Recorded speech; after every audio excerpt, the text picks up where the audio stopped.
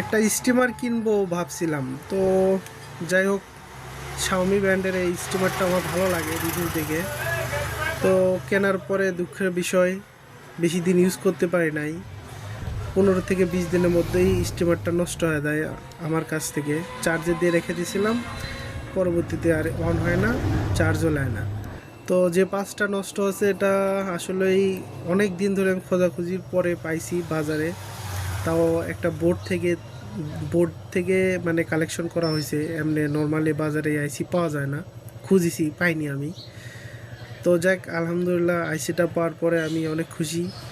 তো যখন আমি আইসিটা প্রপারলি স্টিমারে লাগাইলাম, তারপরে চার্জ আর বাদ বাকি সব কিছু ওয়ার্কিং করতেছে, তো আমার তো সেই ভালো লাগতেছে। তো আমি ভাবতেছি যে আমি একটা টেকনিশিয়ান মানুষ, আমার যদি জিনিস যদি নষ্ট হয়ে পড়ে থাকে তাহলে এটা কিরম কিরম হয়। হ্যাঁ, এটা কি মেনে নেওয়া যায়? এটা ভাবার বিষয় না?